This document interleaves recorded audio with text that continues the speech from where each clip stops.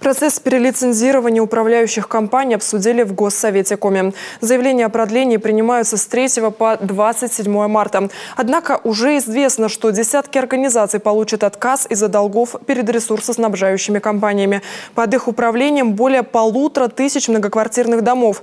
Муниципалитеты уже принимают меры, чтобы не оставить дома бесхозными. Служба Стройжилтехнадзора Коми, общественники и парламентарии тем временем думают над тем, какие поправки, в том числе законодательные, могут изменить работу по содержанию жилищного фонда в лучшую сторону. Ольга Коняева продолжит.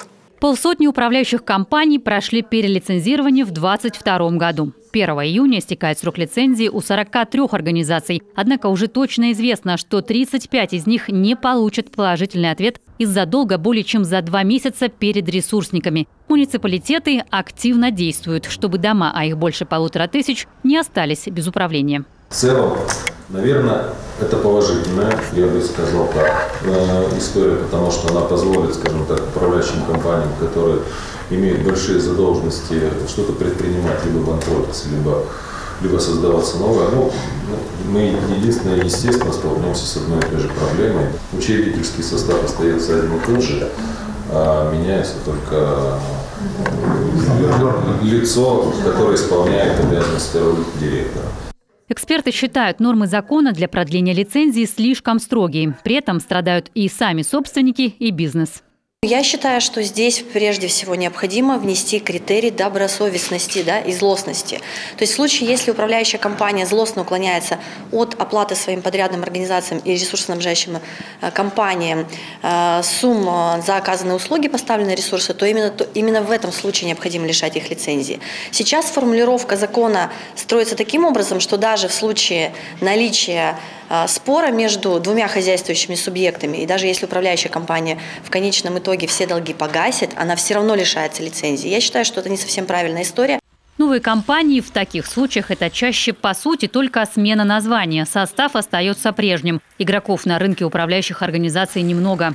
А в некоторых муниципалитетах их просто нет.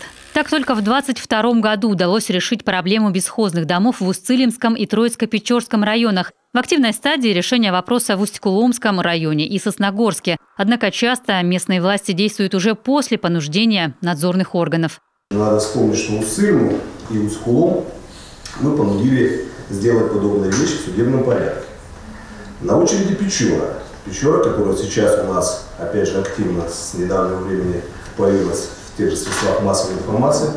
И я считаю, что Печора сейчас у нас на самом деле одна из самых проблемных территорий именно в состоянии жилищного фонда.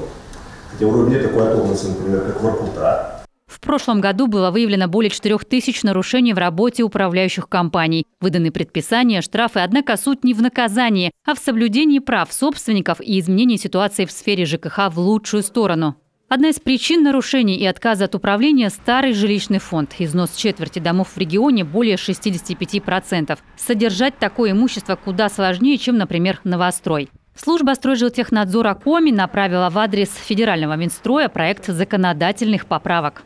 Мы считаем, что для домов, признанных аварийными, либо имеющих большой износ, процентный износ, необходимо на федеральном уровне установить минимальный перечень работы и услуг, которые должна выполнять управляющая организация.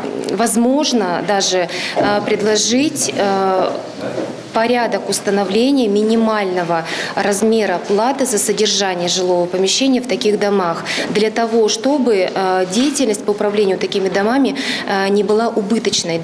Часть экспертов считает, что ценообразование на услуги управления снизит конкуренцию и, соответственно, качество. Нужно повышать активность самих жильцов. Советы не созданы и в половине домов региона. А в расчеты стоимости содержания почти всегда не включены ремонтные работы, потому и ветшает жилой фонд. Парламентарии Коми создадут рабочую группу, проанализируют все предложения, после чего направят их на федеральный уровень. Ольга Коняева, Артем Соколов, телеканал Юрган.